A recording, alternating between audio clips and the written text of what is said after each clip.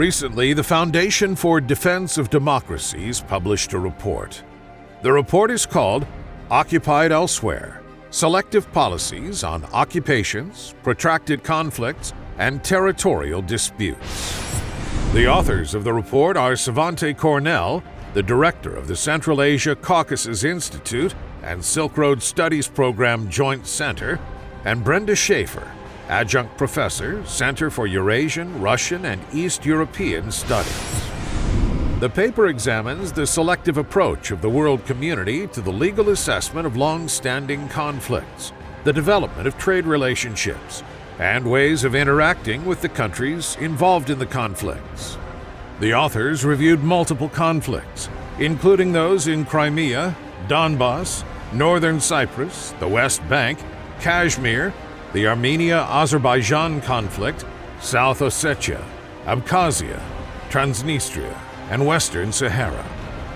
The problem is not simply that the United Nations, United States, European Union, private corporations, and NGOs act in a highly inconsistent manner. It is that their policies are selective and often reveal biases that underscore deeper problems in the international system, the report says. The United States and European Union demand specific labeling of goods produced in Jewish settlements in the West Bank and prohibit them from being labeled Israeli products. Yet products from Nagorno-Karabakh, which the United States and European Union recognize as part of Azerbaijan, freely enter Western markets labeled as products of Armenia. It is no secret that Israel is the most criticized country for its settlement policy in the West Bank.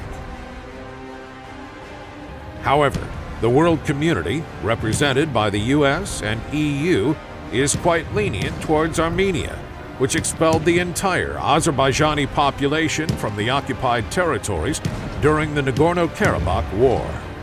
The war between Armenia and Azerbaijan over the Nagorno-Karabakh region was one of the most lethal post-Soviet conflicts.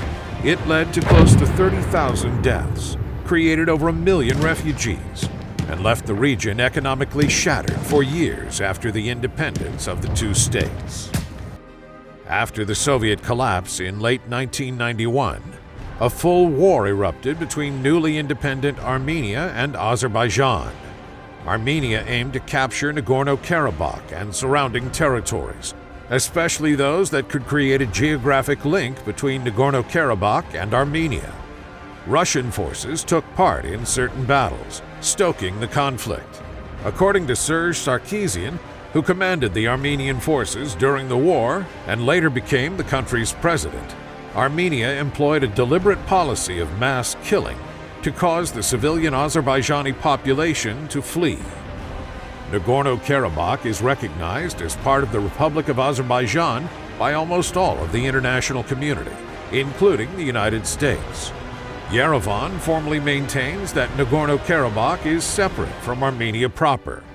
Yet, Armenia has not recognized Nagorno-Karabakh as a state, nor has it formally annexed Nagorno-Karabakh.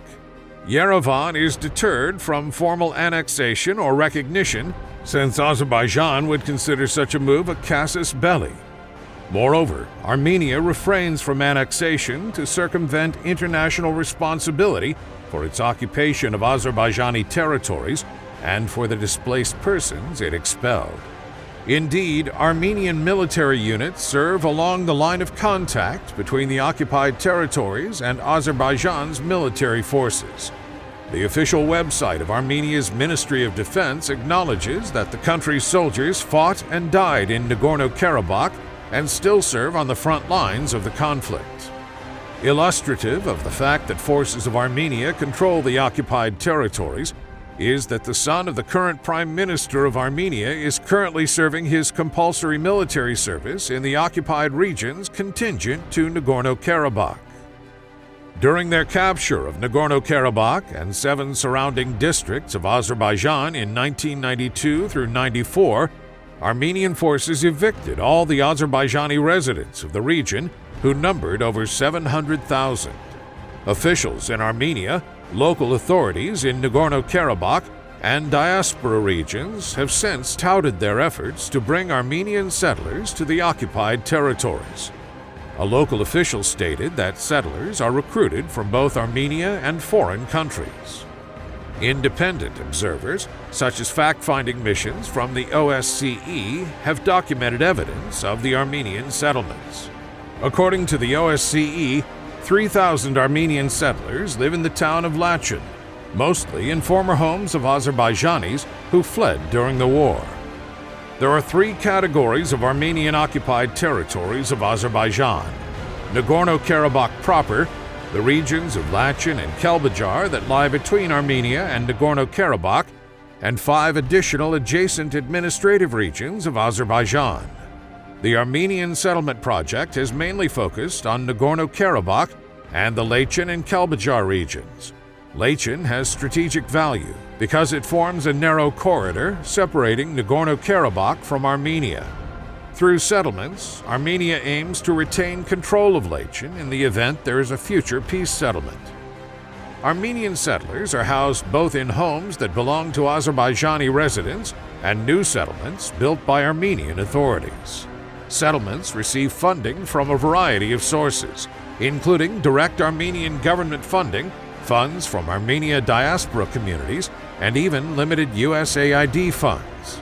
The Los Angeles-based Hayastan All-Armenian Fund also supports settlement activity in the occupied territories, focusing on major infrastructure projects. The fund sponsored 2 highways between Armenia and the occupied territories. The New Jersey-based Tufenkin Foundation similarly boasts that it has built a new settlement from the ground up, the Aramuj village. Since 2012, a new wave of settlers has arrived in Nagorno-Karabakh as a result of the Syrian civil war. Ethnic Armenians from Syria are encouraged to settle in the occupied territories and receive free housing, free utilities, free agricultural equipment, tax breaks, and financial support as incentives. Armenia has actually received funds from the European Union to settle these Syrians in Armenia. There is no evidence that Brussels has tried to prevent the use of the funds for settlement in Nagorno-Karabakh and the additional occupied districts.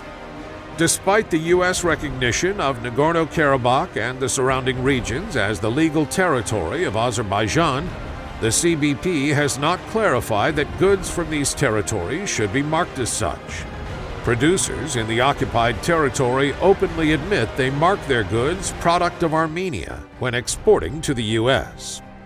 European Union has no trade policy for Nagorno-Karabakh. Indeed, Brussels turns a blind eye to products produced in Nagorno-Karabakh that are exported to Europe with Armenian certificates of origin. International human rights NGO campaigns that aim to prevent businesses from conducting commercial activity in zones of protracted conflict are by and large directed only at Israel. The Arab League launched a boycott of Israel long before Israel took control of the West Bank and Gaza. The inconsistent policy of singling out Israel for a boycott may be best personified by Sarah Leah Whitson, Executive Director for the Middle East and North Africa Division at Human Rights Watch.